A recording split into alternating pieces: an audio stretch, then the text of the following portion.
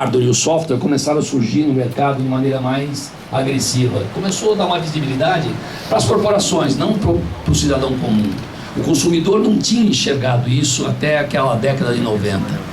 Quando você entra na década de 90, praticamente, você começa a ter as redes de comunicação.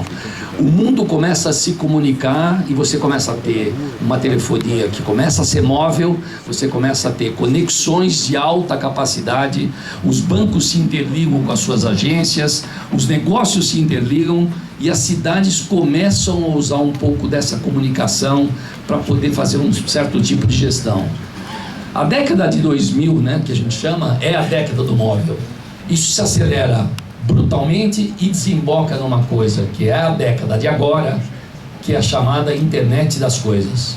Todo mundo já ouviu falar sobre isso, esse negócio está começando e ele está em cima, né, desse stack de coisas aí.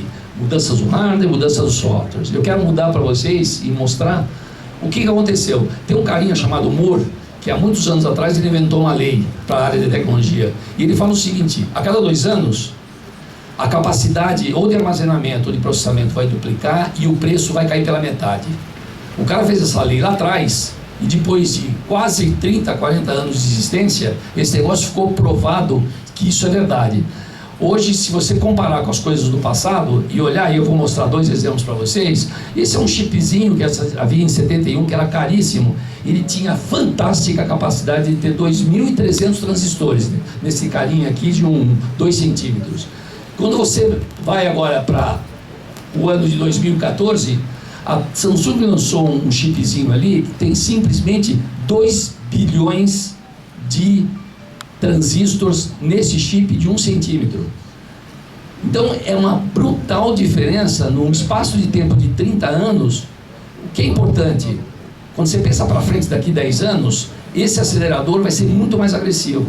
Então a gente vai ter cada vez mais tecnologia disponível. Eu vou mostrar um negócio que é folclórico aqui. Esse disquinho aqui, o Bradesco trouxe em 1968, de 5 mega. Lembre que qualquer celular que vocês têm aí tem 30, 40 vezes essa capacidade. Esse senhor aqui processava contas correntes do Bradesco inteiro.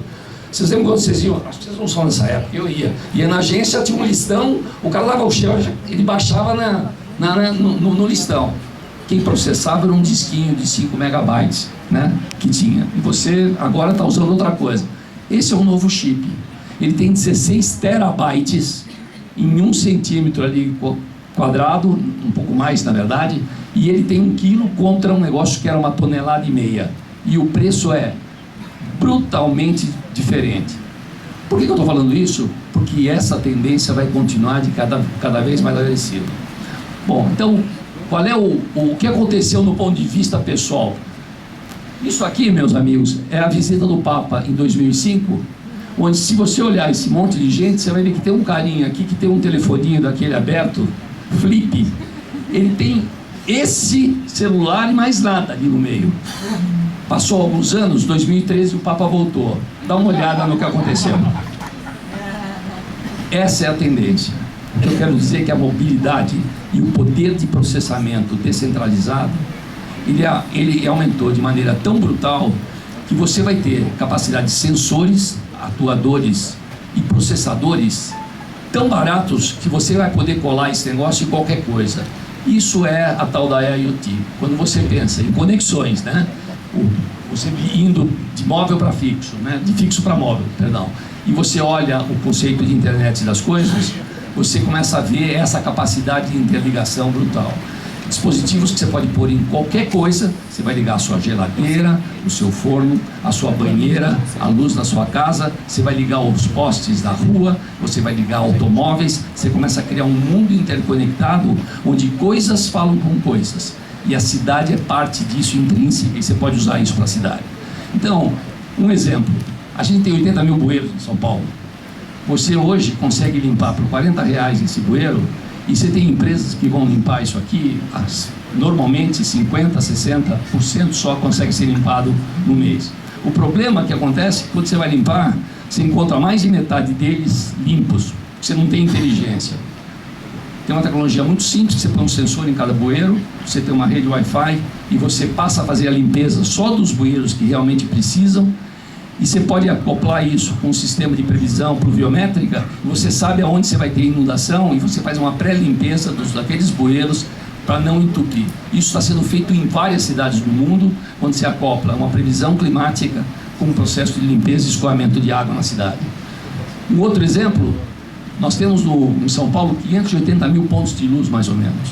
Se você fizer um sistema de automação e controle, usando essas novas tecnologias de postes interligados, você vai poder pôr câmeras, você pode pôr sensores, você pode pôr um controle de iluminação, salvar a conta da prefeitura, que vai gastar muito menos, e você dá uma qualidade de vida para o cidadão que vai usar aquela iluminação de uma maneira muito melhor. Bom, isso é um cenário que a gente está vendo acontecer. O que isso vai afetar toda essa tecnologia? Esse gráfico eu não vou entrar nele, mas ele está mostrando a capacidade que você tem de ligar automóveis, veículos, as casas, as oficinas, as fábricas, e todo isso, esse cenário se interligar. Vocês estão vendo ali em amarelo o que a gente chama de cidades. As cidades são parte disso. O fato é que no Brasil, e essa é a realidade geral do Brasil, o Brasil está colocado no ranking mundial na posição número 60, no uso de tecnologia nas cidades. Na nossa frente está o Uruguai, por exemplo, e a Argentina, que é muito triste dentro desse ranking mundial. É claro que São Paulo, dentro do Brasil, se destaca brutalmente. Mas isso dá uma ideia do quanto de espaço existe para você usar a tecnologia na gestão das cidades, em vários exemplos das coisas que foram comentadas aqui. Então, o que acontece é que as cidades, elas passam a ser de uma importância hoje no mundo, e para dar um dado para vocês, em 1900, 16% da população da Terra e do planeta estavam em cidades. Em 2010, a gente bateu 50%. Para vocês terem uma ideia, em alguns países, como a Índia, em 2010, a gente tinha um tráfego de 28 a 30 pessoas chegando nas cidades por minuto. O adensamento é uma coisa que vai acontecer, e no caso do Brasil, a gente está mais adiantado nesse adiantamento. Então, cidade passa a ser, no momento, o foco de atenção e uso da tecnologia. Eu queria comentar sobre os 3 níveis de cidade para que a gente possa fazer didaticamente uma conversa. Primeiro, o que a gente chama de cidade digital. Cidade digital, um bom exemplo é a automação das câmeras que multam você na rua. Ela é cidade digital? Ela é cidade digital. O que ela está te dando como cidadão? A multa.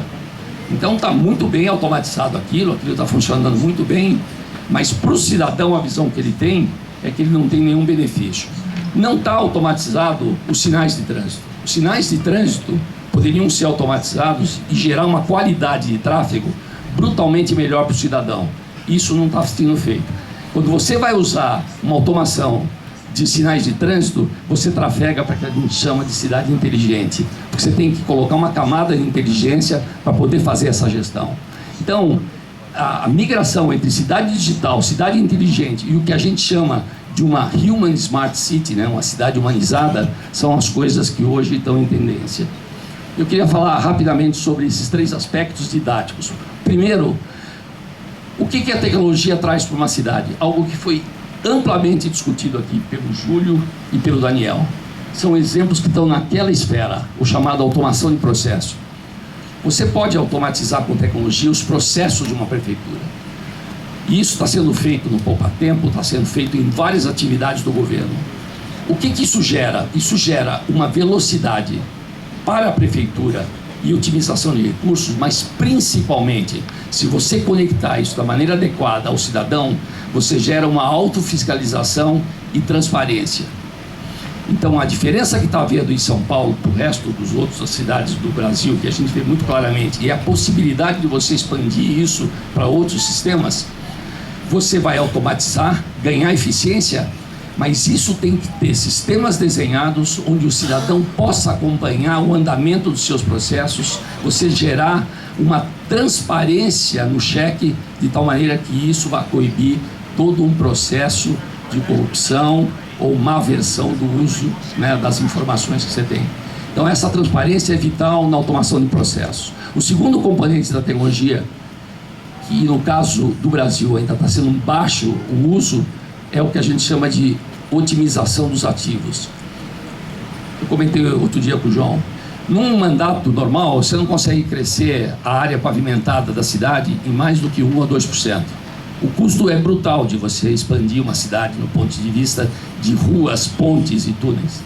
Agora, se você puder colocar uma gestão de trânsito automatizada, você dá para a população, num mandato, um ganho de 15% a 20%, que seria o equivalente a você crescer a cidade em 15% a 20% de recursos.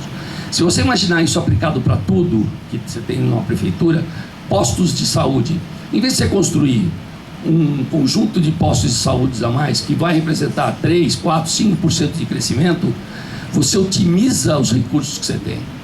Esse é o efeito da tecnologia, a otimização de todos os ativos que existem hoje.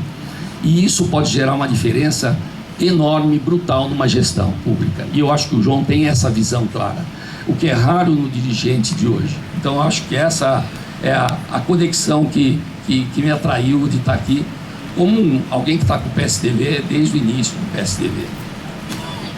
E o último tema que eu quero falar aqui, que é importante, é o conceito das cidades humanas e inteligentes, que foi muito abordado pelos dois em alguns dos sistemas. Por quê? Porque se a gente olhar historicamente, a comunicação entre o governo e o cidadão, e se você voltar 50, 60 anos, ele, naquela época, ele tinha uma bidireção. Você divulgava coisas em jornais, as cartas que eram feitas pela população também iam para os jornais, e você tinha os comitês e os anúncios onde o governo chegava próximo ao povo. Se voltar antes da era do rádio e a era da televisão. Os últimos 80 anos foi pautado pelo uso de sistemas de comunicação unidirecionais. Os governos se acostumaram a usar o rádio e a televisão de forma unidirecional, sem o feedback do cidadão. A luta nas épocas eleitorais é pelo canal da televisão, onde eu vou dizer o que eu quero, da maneira como eu quero, e eu não tenho que ouvir a resposta do cidadão. A gente viu na última eleição o montão de mentiras que foram contadas e que depois de 1 mês, 2 meses, se fez tudo aquilo que não tinha sido prometido, né? Então, esse fenômeno da comunicação unilateral, ela acaba na era da tecnologia agora. O sistema móvel de comunicação, ele vai gerar uma capacidade de interação única, mandatória. O dirigente público que não entender essa tecnologia de comunicação bilateral e não usar isso de maneira adequada, ele vai perder a comunicação com o povo. Então, esse lado das cidades inteligentes, e que essa é a nova onda que vem nas gestões públicas, né, na gestão pública, isso está vindo muito fortemente na Europa, entrando agora pelos Estados Unidos, e eu acho que a gente tem em São Paulo a condição de fazer algo, que é o conceito de você usar as redes sociais, você escutar e você olhar os desejos das pessoas. Quero só dar 2 exemplos. Essa tecnologia de Innovation Gen, é uma técnica onde você consegue falar com uma população numa certa região e você criar um processo interativo de comunicação. Você tem um tema, você coloca no ar o tema, você discute com a população o que você vai fazer, escuta a opinião e você ali, em cima daquilo, você toma uma decisão. A Intel lançou um Compute Stick, que é um pequeno device que você, usando as bandas analógicas que vão ficar livres agora, porque a televisão vai virar toda digital ano que vem, você coloca uma televisão interativa. Esse é um projeto que eles estão querendo fazer com o Brasil, estão fazendo na Índia. A gente poderia tratar desse assunto aqui em São Paulo, onde você vai poder fazer uma televisão normal de alguém, fazer uma televisão interativa e criar um processo comunitário inteligente entre governo e a pessoa na sua casa usando a televisão que ele tem. Isso é um projeto extremamente interessante para a gente fazer. Bom, com isso eu termino aqui e vou passar a palavra aqui para o meu amigo André, só para dar 2, 3 exemplos para vocês de casos reais de aplicação disso. Ô, Rogério, pode ficar com o microfone, André, só para... Antes eu queria convidar para fazer parte aqui da nossa mesa, falando das mulheres...